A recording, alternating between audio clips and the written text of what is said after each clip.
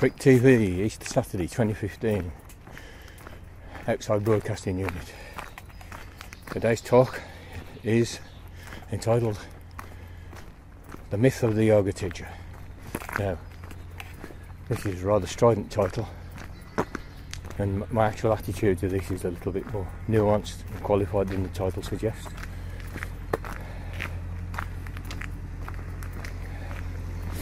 But nevertheless, I do think we need to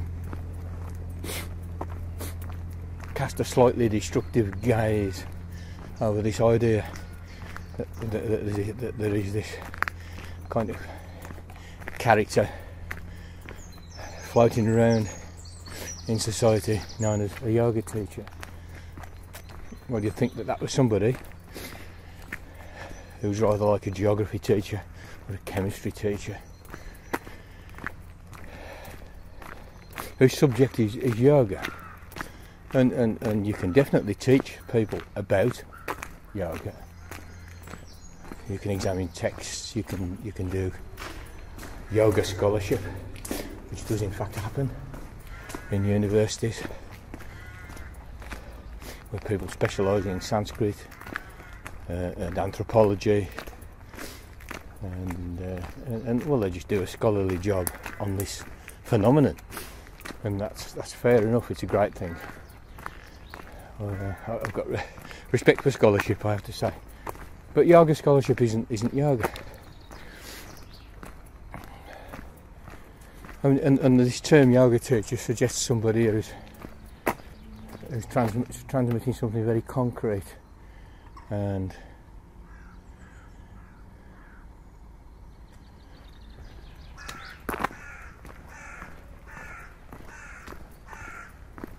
that transmission can be algorithmic.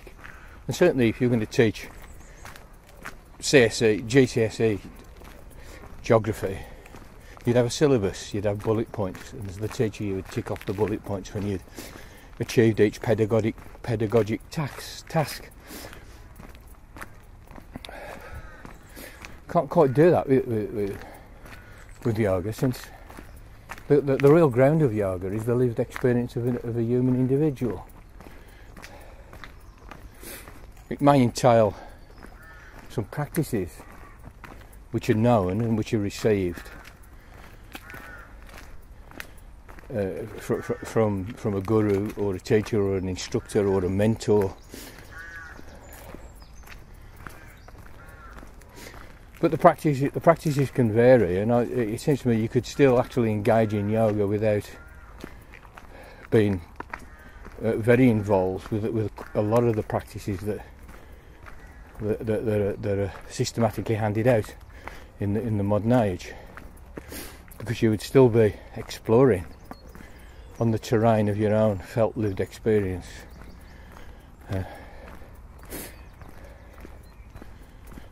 And probably to some extent following a promise that's made by the texts and so on, of something wonderful lurking in there in your interiority that you might happen upon if you look, and if you look with sufficient sensitivity and clarity.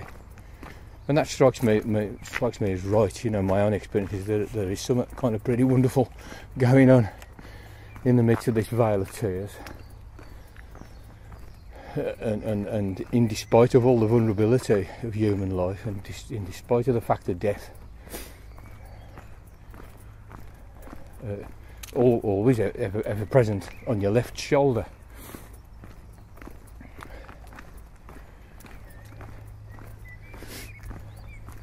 but how to transmit the impetus to make that exploration. And this is certainly not like transmitting Euclid's theorems or the irregular verbs in the French language. It's not something that can be taught in that kind of algorithmic, rote, factual, imparting of facts manner. In reality, it's a transmission or an infection. Yoga isn't taught, it's caught. It's a bit of a proverb that floats around on the scene, and it's right, actually. And the thing about this is that even though you and I are similar in the sense of being human organisms, human individuals,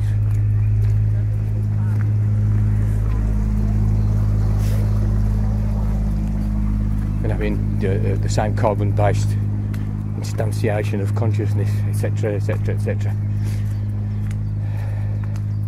We're also quite unique as well. We're unique in our pasts, in our formative layer of impressions in our psyche. That's going to be different. It may have similarities, but basically it's unique to each individual. It has a standard kind of shape, but a basic uniqueness as well, a bit like snowflakes. Similarly, same with your DNA. DNA is like one of these huge numbers used in cryptography. It's got its own unique properties, and it's never to be repeated. So this terrain that we're exploring, each one of us has to actually do that ourselves. I can't do it for you. This is partly to do with its interiority. It's partly to do with its with the uniqueness of the terrain for each individual. So the teacher actually is somebody who's got to engage with somebody who's stepped forward, somebody who's come into the teacher's orbit voluntarily, for a start, number one. Of course, a school teacher deals with people who are forced or legally obliged to be at school. With yoga, nothing can happen unless it's voluntary. There has to be a real voluntary meeting between the more experienced yogi and the novice, and the newbie coming forward because they've heard a rumour, they've heard a promise. They want something. They want at least to inquire. Their first thing is they inquire, and of course this is what we need to carry on. They carry on inquiring, and with a bit of luck and a following wind and support, real support from somebody who's got a bit of an idea, who's been through a lot of this. All right. And that's that support can be crucial. And there are plenty of opportunities for getting quite lost and quite messed up attempting this stuff on your own. Not to say it can't happen, but in general, some external help, if it's delivered by somebody who actually has got the bedrock of their own experience to call on, can be and is invaluable. So there you got it. Two reasons why this mode of teaching isn't really like teaching as we know it, at least if we draw on our school experience.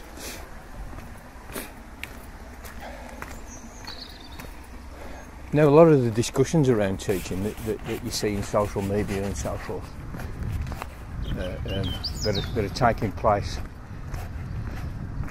within the broader yoga community it seems to me to not really reflect on this question and almost take it for granted that the yoga teacher is like the geography teacher or the chemistry teacher. And so people project their expectations onto the situation of transmission in which an experienced practitioner hopes to infect a less experienced practitioner. They confuse this with something of a classroom style nature, incorporating into that all the power dynamics of mainstream education. And then the call for standardisation of curricula, or even talk about curricula, none of which is really apposite if we consider that A, the nature of yoga, and B, the nature of the transmission of yoga. So the yoga teacher, it's actually a myth. I'm saying all this, I still call myself a yoga teacher. If people ask me what you do, I draw a pension and I'm a yoga teacher. Because it's a language that we've got, that we accept. But I'm trying here to draw attention to some of the misconceptions that whole locution gives rise to, and which are pretty widespread from what I can see.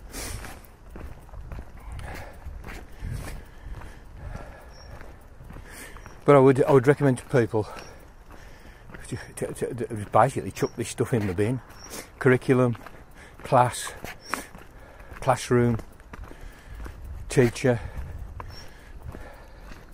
examination, etc, etc, etc, and that we do bring it back to its actual, well, actually to its human level,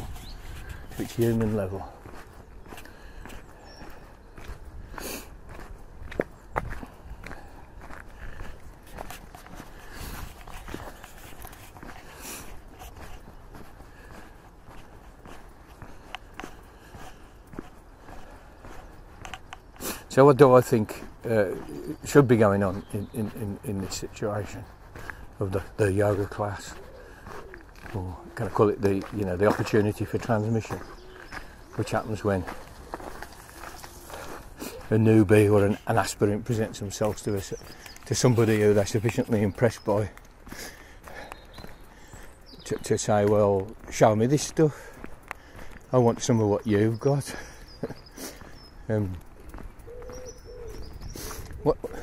It strikes me, if this is going to work, that first of all the person who's doing the giving, as it were, really has got to know what they're talking about. This is kind of obvious. They've got to have experienced what it is that's supposed to be going on here. You can't transmit what you haven't experienced, either in words or in tricks, like posture sequences or pranayama or certain types of meditation, etc. If you don't know if you haven't explored it, found it, looked at it, used it, tasted it, been it on the terrain of your own lived experience, you're an imposter, basically. Number one. But let's presume that the transmitter does have something. Well, what then supposed to happen? My thought here is that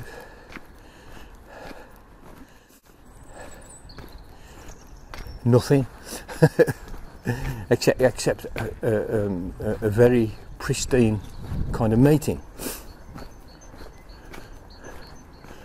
And that pristine meeting between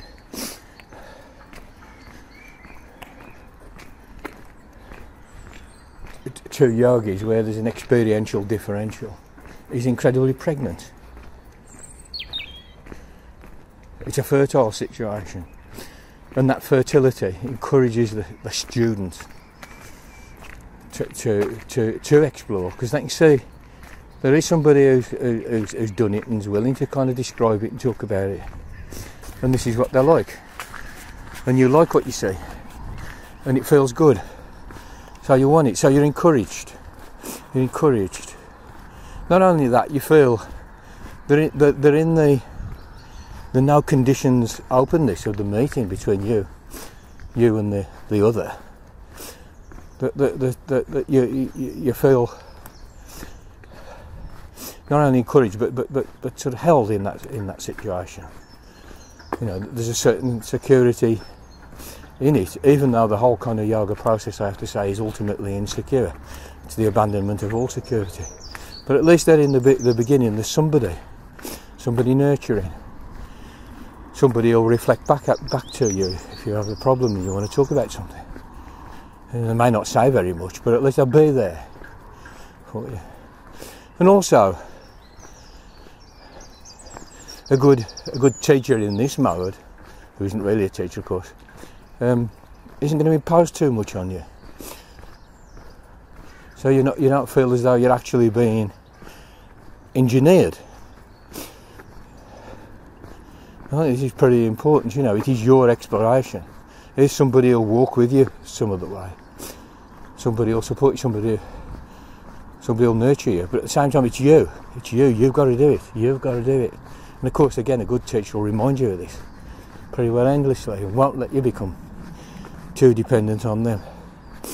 In the real world, what happens is that yoga teachers do a few things that are not like this. And most of them are parrots, and they simply repeat what they've been taught. You know, they have a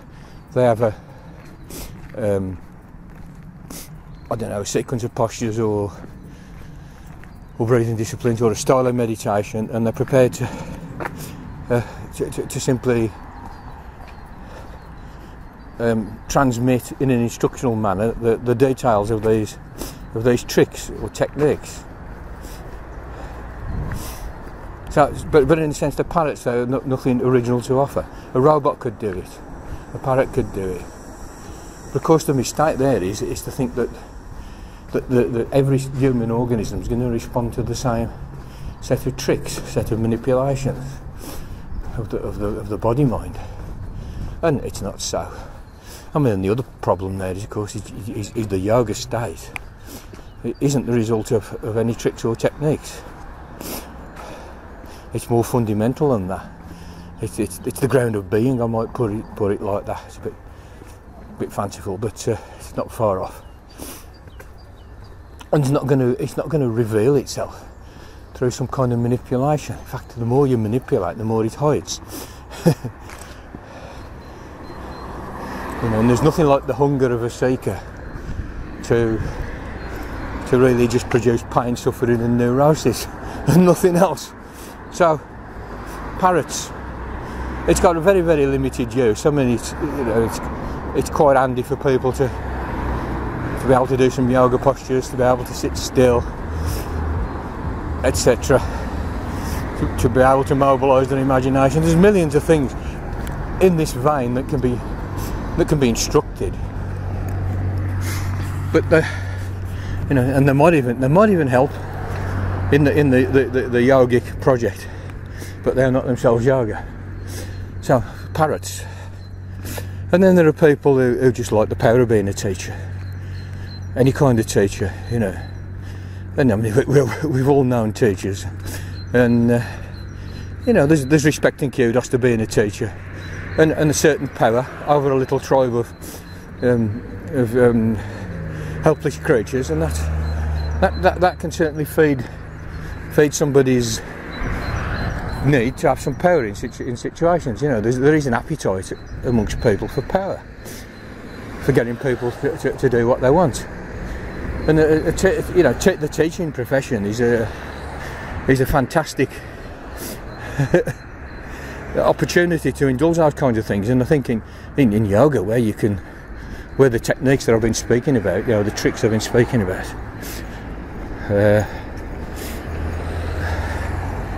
can actually be quite powerful at producing non-ordinary states, suggestible states, hypnotic states, trance states. But they can place people in an incredible position of vulnerability that some people are not averse to exploiting. And this does happen.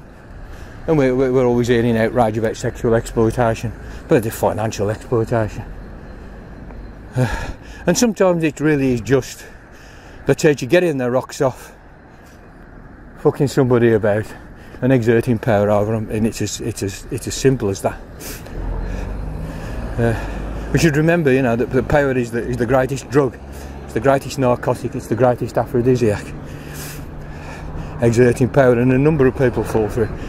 And the profession of guru, all-powerful guru to whom you must be completely obedient, is quite attractive to people with those predilections.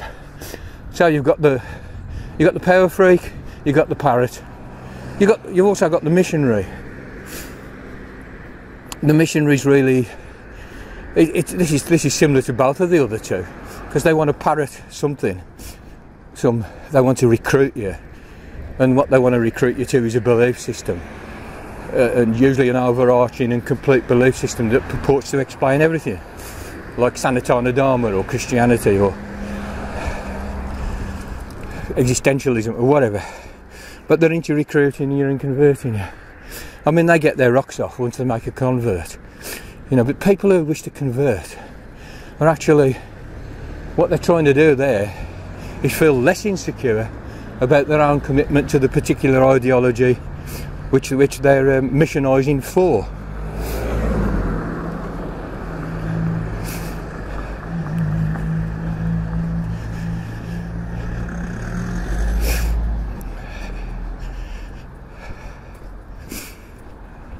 You know, if you're Jehovah's Witness, there's got to be some kind of little corner of your psyche that was saying, I'm not so sure about this. And the more that voice there nags away just in the background, the more intent you are in converting. Because every time you convert, it acts as a salve on that pain of uncertainty that all faith has at its kernel. So, there's three bogeymen, and they're all too common. Missionaries, parrots, power freaks. Now what I'm describing don't fall into any of those things, into any of those categories. What I'm describing is this open meeting which produces a pregnancy in a student, for want of a better word, or an aspirant, or somebody who's just dipping their toe in the water of their own terrain of inner life. And this is nothing like being a teacher, you know. It's not like being a psychotherapist either, even of the most non-directive sort. It's bloody bigger than that. And it's effective to the extent that the parties are open. And the drama that unfolds, I suppose, is the difficulty that most people find in being open. You know, that in fact most enculturation of human infants in whatever culture produces a certain closeness, a certain belonging to us and non-belonging to them. And that pretty well every style of socialisation, enculturation, Bildung, education, pedagogy, whatever you want to call it, results in a certain closeness. So you know, there's a drama in as much as quite a lot of fear and prohibition surrounds openness, and so there is a kind of a push and pull happens in these situations very often. But it's always kind of unique, depending on the characters and the DNA and the past experience of the parties. But nevertheless, there is a likelihood of a push and pull, of struggle and release, and so on. And a good transmitter has quite an instinctive understanding of all that.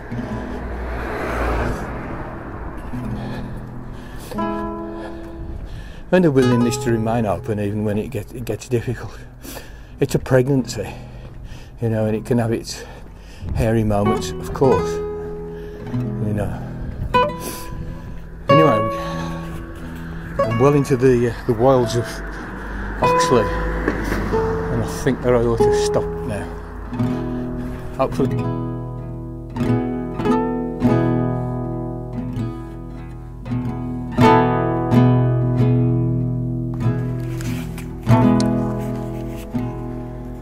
The Myth of the Yoga Teacher Part 2.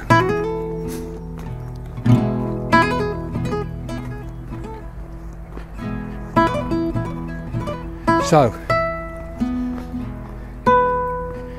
in the light of what I said in Part 1, I suppose I ought to say something about what it is that I do, given I have these scruples about not being a teacher, certainly not in the educational sense, and also scruples about not wanting to to be a parrot, a power freak, or a missionary. At the same time, I have to say that I do want to share what the benefits that have come to me through getting mixed up with yoga many decades ago, and having put big lumps of my life into the practice, and sometimes that has been intense and sustained, and been the main occupation of my days. And I've kind of got nothing but good things to say about that, but not many good things to say about the culture and the modern understanding, and the kind of commercialised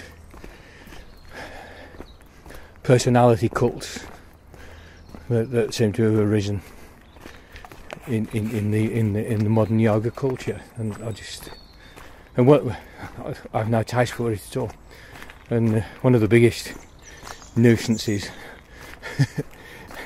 to my mind, one of the big obstacles to yoga really being able to do some fantastic social good in the world, is the commercialisation, and it is the notion of the teacher, and it's also the kind of religiosity that becomes missionary activity, and the kind of superstition which is employed in the power freakery. So the scene, no. The thing itself, yes. That's me, if you want to know. So what do I do? If I'm saying, well, as I did say earlier on today, that there are no techniques. The techniques are tricks. There are some things that we can do, but they're kind of tricks, and they're a little bit peripheral to the yoga being state itself, which is something with which you can spontaneously encounter. There's one of those sudden out of the blue mystical experiences that do happen to people.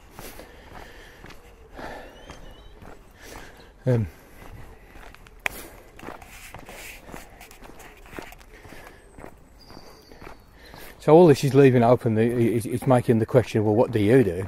What do I do? What's Pete Yates do when he has his yoga classes, inverted commas, 3-4 times a week? Excuse me. Well, I have to say, in those sessions, which generally last 2 hours, I don't go in with any kind of lesson plan. I do have my roots. I feel as though in this situation I'm rather like a free jazz improviser. I go in and I open myself up to the prompting of the situation and take it from there. And it's analogous to sitting down with the guitar and playing 1 or 2 notes and seeing what starts to emerge, and then working with that and playing with that and creating from it and elaborating it and all the rest of it. So I do have my roots, though. Just like an improvising musician, I'll have a couple of fallback phrases, some kind of directions in which his improvisations go, which will be a part of the musician's temperament and makeup and all the rest of it, and training, I suppose, and experience. It's the same with the yoga. So I've no lesson plan, but I have my roots, and my root, I suppose, is the shape that I like to use. I like to do some sitting meditation at the beginning, preferably of a very non-technical kind. I'm an Anupaya man, a no technique man, a Sahaj man. You know, I'm claiming that yoga's easy, elusive, but not difficult. I'm also claiming actually the more noise we make by being technical, by employing techniques, by getting obsessed with the idea if we do X we'll get result Y. All that stuff's noise. And what we're actually wanting here is to allowing noise to subside. So you're not going to get anywhere creating more fucking noise. So I do my sitting meditation, but it's very open. It's about sitting. When sitting, just sit. Above all, don't wobble. Sitting quietly doing nothing, the grass grows by itself, the universe turns by itself, the cells in your body carry on metabolising, your mitochondria busy transporting stuff around in the cells, your lymph's flowing, your blood's flowing, nervous impulses flowing down there. It's all just going along there. So the sitting meditation for me is about allowing the unfolding to happen without friction, and to be with it, to be into it, to savour it, to taste it, to merge with it, to enjoy it. And the yoga being state is employed, as far as I can see, by the very fact of your existence, and you simply need to be with it, to be into it. So that's the sitting meditation. Then I do some stuff that most yoga wallahs are going to recognise. In other words, using a few yoga postures. This to my mind gives us what this function this performs. One of the main ones certainly is that it gives us something to do, something to do together. Secondly, it does provide an opportunity to do this thing that I'm saying here, of being with ourselves, or being into our experience, and a certain amount of focus is required to do yoga postures, even the simple ones that I use. So automatically we're kind of focusing, and I'm telling people, well, listen to your body. You know, you need to register all the sensations that these procedures are producing, and there is a very strong invitation in the sensation of hatha yoga to the inwardness, to the terrain of felt lived experience, which I'm claiming is the proper terrain of yoga. So we're using the moving yoga, as I call it, yoga postures, basic simple yoga postures. We're using those just the same way that we're using the fact of sitting still. Yeah, we're going to move the body wholeheartedly. Yeah, we're not going to employ any aggression towards ourselves. We're not going to imagine that we're going anywhere. There's no destination because there's no path. You know, you've already got it. This is about claiming what you've already got, basically.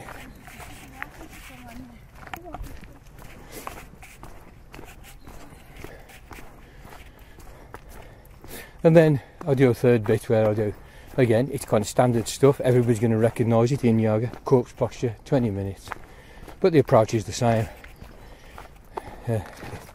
Here's another experience, which is grist to our mill. The experience of lying still in a darkened room, and allowing the body to relax, and consequently allowing the mind to relax also. So again, it's an allowing scenario. It's a letting be discipline.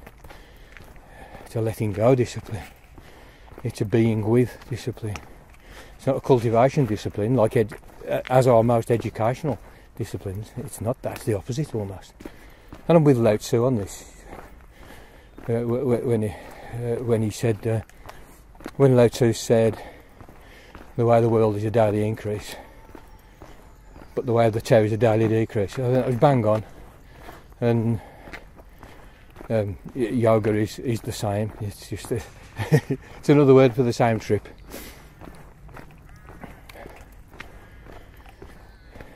So where does teaching come in there? Well, okay, there's a little bit of technical stuff. There is a little bit of technical stuff, like sitting. If you can crack the technique of sitting, it's very easy, it's very enjoyable. And there's a few little hints and tips you can give to people that make it easy for them.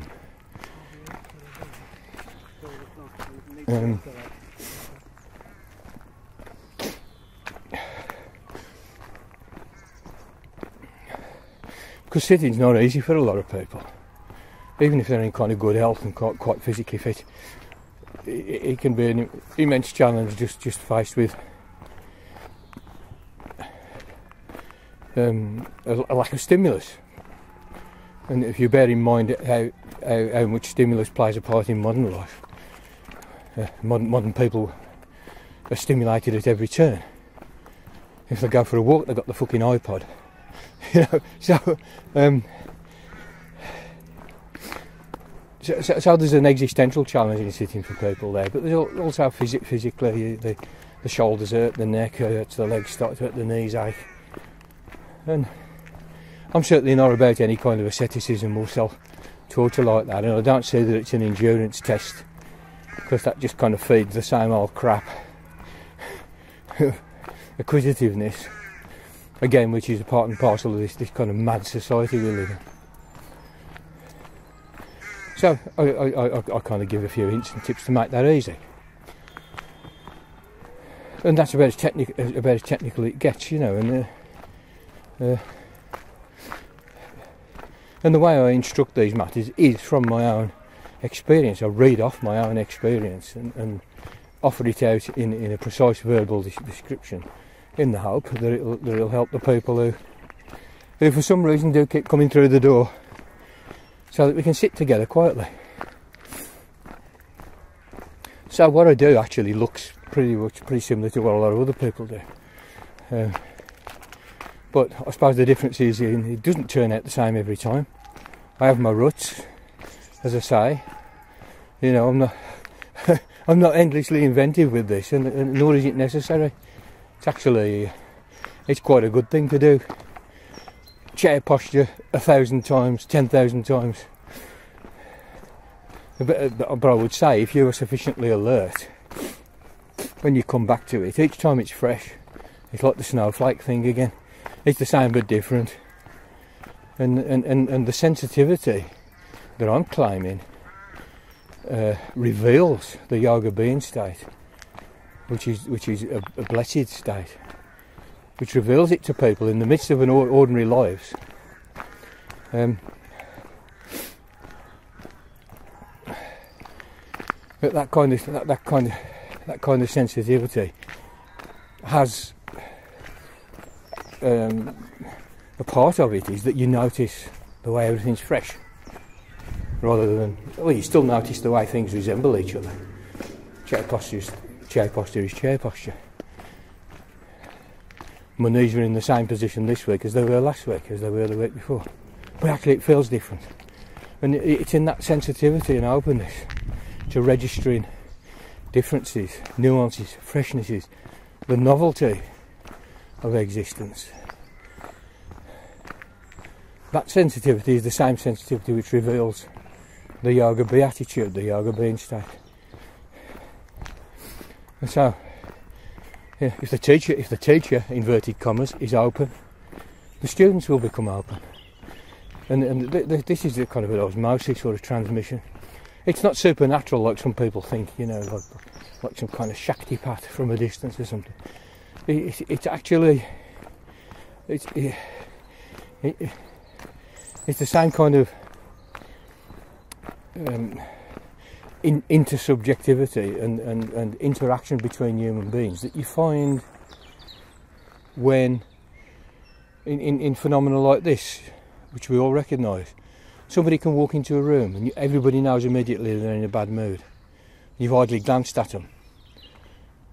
What we're doing there is we're picking up subtle signals, probably scents, probably pheromones, but also little nuances of body language. And we have a whole part of our nervous system devoted to sorting this stuff out, namely the mirror neurons. So the yoga class, so-called, is simply a slight engineering of the opportunities. Technically, every moment of a lived life is an opportunity for the yoga being state to pop into the foreground, because it's always there. There wouldn't be any life, any consciousness without it.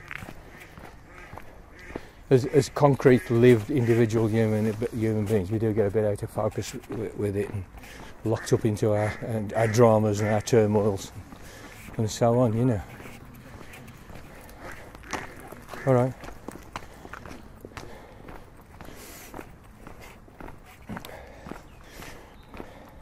But that doesn't mean to say it's not there just because you've got all this shit going on. And by stepping aside a little bit, going into a room with somebody who's said to us that they have a certain commitment to us and are prepared to be open with us, and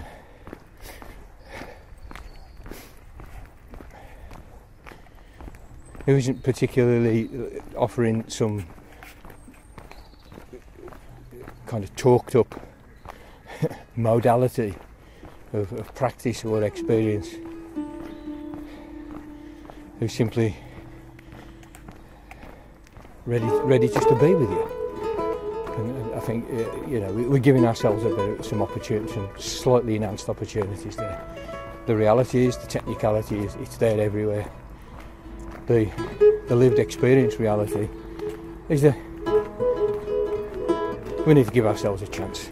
Okie doke. I'm coming to the road now, so I think that's about it, chaps.